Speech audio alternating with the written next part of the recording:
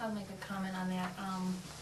Both our children at different times after they came back from Iraq stated on their own that things would not get better over there until we leave, until America leaves. There was a couple turning points, I think, for our children that really made a difference. Our son Joe was a medic in Ramadi. Part of when they first got over there was PR. They were knocking on doors and talking to people in the streets. They were out and about in Ramadi itself. As time went on, and the more insurgents, they would be maybe out talking a little bit during the day, but then at night they would be knocking in these same doors and arresting insurgents and taking them off to prison. So their main duty was to try to catch insurgents. They'd be knocking on door, and a lot of these Iraqis went to Abu Ghraib prison. Well, when all that came down about the torture there, a lot of those prisoners that were released, I don't know if it's a good faith effort on our part or what, but Joe and his troops, they risked their lives to put these guys into prison, and they're seeing these same guys coming back into Ramadi again, doing the same thing that they were. He wrote and he said, "We do not know anymore what our purpose is here. We go and catch these guys, they are released back into society." He said, what are we here for? And, at that point in time, he said they're just going to take justice into their own hands. And he didn't elaborate on that, but it's like they just completely lost their faith and trust. And then actually he had written and said, what I'm here for now is for my fallen comrades, my friends who I'm fighting with, and for my family. That's why I'm here and why I'm trying to live. But we don't know the good guys from the bad guys. The same problem as in Vietnam. We don't speak their language, so when you go door to door, you need an interpreter. The interpreter may be working for the other side in the hours when not an interpreter. Jamie, did you have any thoughts on that? Oh, yeah, I think one of the biggest lessons, actually, of Vietnam we've learned pretty well. I think that you can oppose a war, or the policy per se, but also support the troops.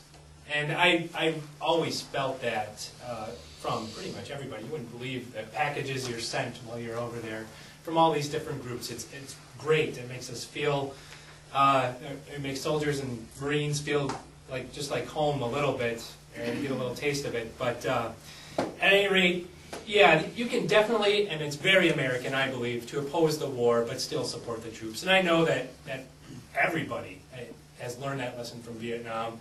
Whether you're on one side or the other, you always support the troops. And it's, people always say that, but I think it's almost to the point where it's assumed, really.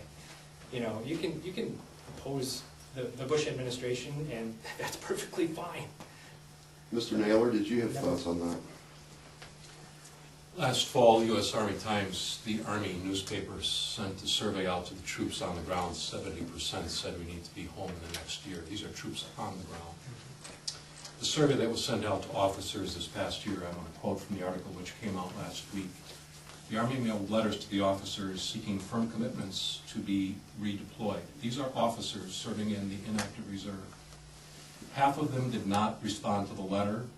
Of the 4,500 who answered the letter, more than half elected to quit or retire. Last year there were 3,196 active duty soldiers who deserted the Army. There's an article from the Newsweek magazine of January of '05 showing the inauguration of our president with the words, "When you stand for liberty, we will stand with you." Beautiful picture of our Capitol, along with a picture of our president dancing with his wife over the seal of the president. 5 pages later is a picture of 4 children who were scarred for life. Iraqi children cry after GIs killed their parents, who did not heed warning signs to stop. It's an interesting picture to say, are we supporting our troops when they're put in that position in harm's way? As was said earlier, we don't know who's good, who's bad. When our daughter was at Fort McCoy preparing to go, I asked her, "Laura, are you getting any information on the history of Iraq? No. Are you getting any information on the culture of the Iraqi people? No. Are you getting any training on the language that is spoken in Iraq? No. I raced down to the bookstore at UW-Madison and picked up tapes, CDs, and books and sent it to her. That's all she had. That's all she had and all her unit had until a sergeant tried, through a tape player, to translate words like stop. She's a military police officer in downtown Baghdad at checkpoints, trying to communicate with people that she cannot communicate with. We have these many people in our Iraq embassy, the largest embassy in the world that could speak the language. These many. Something's wrong with this picture when we start asking, is this about deserting our troops? Absolutely not. And I appreciate what you said, because our children said the same thing in terms of the response and the support. We are doing a disservice as citizens of our country. Our Congress is doing a disservice as representatives of us by not having this discussion openly with the people to talk about what our options and our choices are. I'll just say one follow-up thing about the question of whether you can oppose the war and support the troops. What the abomination is, that people are trying to use the troops as a shield against their own failed policies, to say in essence, if you oppose the war, you don't support the troops. And they're too cowardly to come forward and defend their own position, because they just want to, it's a kind of demagoguery. They want to say, how dare you question us? That means that you're not supporting the troops. We all support the troops.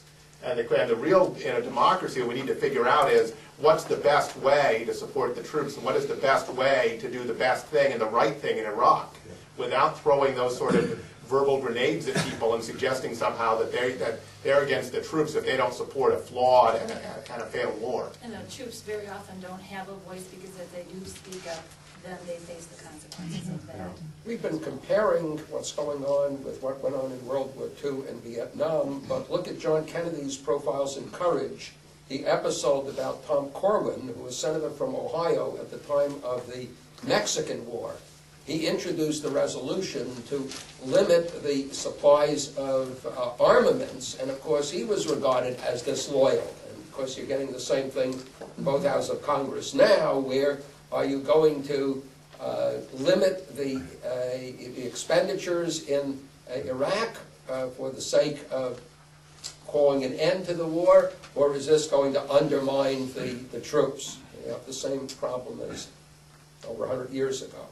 And actually, President Abraham Lincoln, while he was a Whig congressman, voted against the Mexican-American War. And Got if we voted had, out of office, but we saw what happened to him.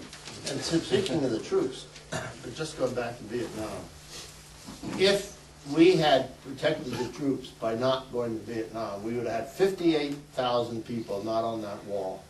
We would have had over 1 million Vietnamese alive. And Vietnam would be where it is today, possibly, or even farther ahead. We did nothing to destroy American life and Vietnamese lives, and it was on some domino theory that we had the most blindsided, ignorant, and uninformed theories that we can spread across the whole country. So I have to wave the flag, because I won't be patriotic if I don't wave that flag. And my patriotism isn't dependent on me waving the flag. This country, I'm glad to be an American, but I'm sure not proud right now.